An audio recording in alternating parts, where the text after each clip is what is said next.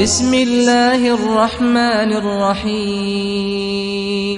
السلام علیکم ورحمۃ اللہ وبرکاتہ۔ پیارے دوستو، آج ہم آپ کے سامنے اللہ کے بڑے پیارے پیغمبر اور برگزیدہ پیغمبر سیدنا موسیٰ علیہ السلام کا واقعہ پیش کریں گے۔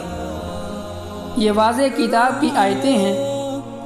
ہم آپ کو موسیٰ اور فرعون کا کچھ قصہ سناتے ہیں، ان لوگوں کے لیے جو ایمان رکھتے ہیں۔ فرعون سرزمین میں بہت بڑھ چکا تھا اور اس نے وہاں کے باشندوں کو مختلف قسمیں کر رکھا تھا کہ ان میں سے ایک جماعت کو بہت کم تر سمجھتا تھا، ان کے بیٹوں کو ذبح کرواتا تھا اور ان کی عورتوں کو زندہ رہنے دیتا تھا۔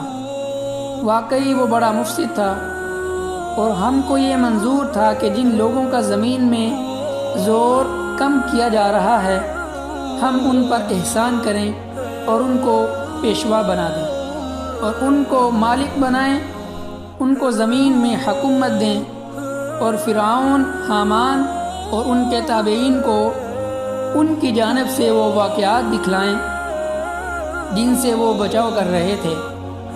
اور ہم نے موسیٰ علیہ السلام کی والدہ کو الہام کیا کہ تم ان کو دودھ پلاؤ، پھر جب تم کو ان کی نسبت اندیشہ ہو تو ان کو دریا میں ڈال دینا، اور پریشان نہ ہونا اور غم نہ کرنا، ہم ضرور ان کو پھر تمہارے ہی پاس واپس پہنچا دیں گے اور ان کو پیغمبر بنا دیں گے۔ فرعون کے لوگوں نے موسیٰ علیہ السلام کو اٹھا لیا تاکہ وہ ان لوگوں کے لیے دشمن اور غم کا باعث بنے۔ بلا شبہ فرعون، حامان اور ان کے تابعین بہت چوکے۔ فرعون کی بیوی نے کہا، یعنی فرعون کی اہلیہ نے کہا کہ یہ میری اور تیری آنکھوں کی ٹھنڈک ہے، اس کو قتل مت کرو، عجب نہیں کہ ہم کو کچھ فائدہ پہنچا دے یا ہم اس کو بیٹا ہی بنا لیں۔ ان لوگوں کو خبر نہ تھی۔ موسیٰ علیہ السلام کی والدہ کا دل بے قرار ہو گیا، قریب تھا کہ وہ موسیٰ علیہ السلام کا حال ظاہر کر دیتی۔ اگر ہم ان کے دل کو اس غرض سے مضبوط نہ کیے رہیں کہ یقین کیے رہیں، انہوں نے موسیٰ علیہ السلام کی بہن سے کہا، ذرا موسیٰ کا سراغ تو لگا۔ انہوں نے موسیٰ علیہ السلام کو دور سے دیکھا اور ان لوگوں کو خبر نہ تھی۔ ہم نے پہلے ہی موسیٰ علیہ السلام پر دودھ پلانے والیوں کی بندش کر رکھی تھی۔ وہ کہنے لگیں، کیا میں تم کو کسی ایسے گھرانے کا پتہ بتاؤں جو تمہارے لیے اس بچے کی پرورش کریں اور وہ اس کی خیر خواہی کریں؟ غرض ہم نے موسیٰ علیہ السلام کو ان کی والدہ کے پاس واپس پہنچا دیا تاکہ ان کی آنکھیں ٹھنڈی ہو جائیں اور غم میں نہ رہیں، اور اس بات کو جان لیں کہ اللہ کا وعدہ سچا ہے، لیکن اکثر لوگ یقین نہیں رکھتے۔ اور جب اپنی بڑی جوانی کو پہنچے اور تندرست ہو گئے تو ہم نے ان کو حکمت اور علم عطا فرمایا، اور ہم نیک لوگوں کو یوں ہی صلہ دیا کرتے ہیں۔ موسیٰ علیہ السلام شہر میں ایسے وقت پہنچے کہ وہاں کے باشندے بے خبر تھے۔ انہوں نے وہاں دو آدمیوں کو لڑتے دیکھا، ایک تو ان کی برادری کا تھا اور دوسرا ان کے مخالفین میں سے تھا۔ وہ جو ان کی برادری کا تھا اس نے موسیٰ علیہ السلام سے اس کے مقابلہ میں جو کہ ان کے مخالفین میں سے تھا مدد چاہی، تو موسیٰ علیہ السلام نے ان کو گھونسا مارا، سو اس کا کام وہی تمام کر دیا۔ موسیٰ علیہ السلام کہنے لگے، یہ تو شیطانی حرکت ہو گئی ہے، بے شک شیطان کھلا دشمن ہے، یعنی غلطی کروا دیتا ہے۔ عرض کیا، اے میرے اللہ، مجھ سے قصور ہو گیا، آپ معاف کر دیجئے۔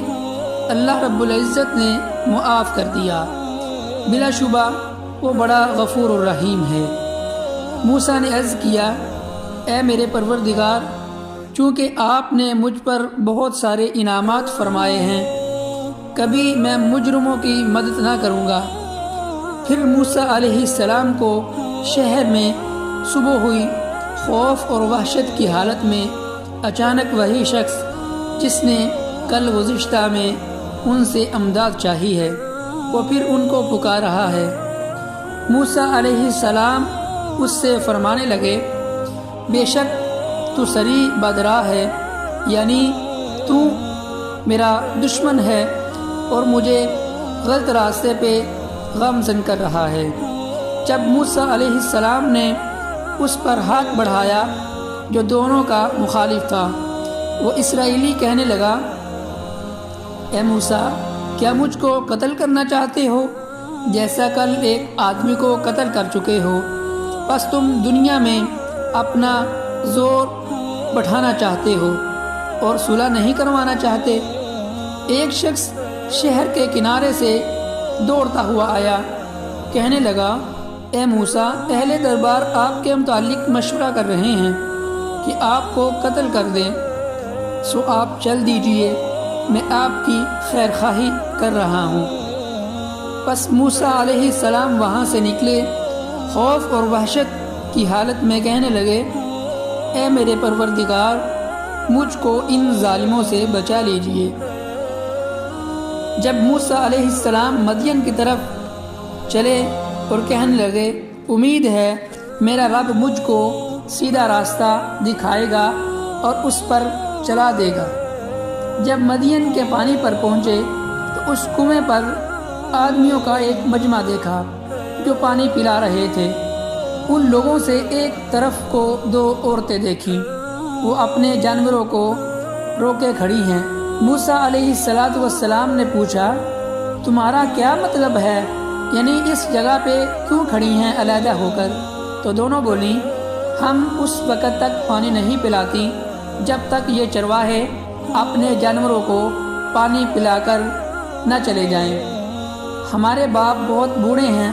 پس موسیٰ علیہ السلام نے ان کے لیے پانی پلایا، پھر ہٹ کر سائے میں جا بیٹھے، پھر دعا کی، جو نعمت ہے آپ مجھ کو بیچ دیں، میں اس کا حاجت مند ہوں۔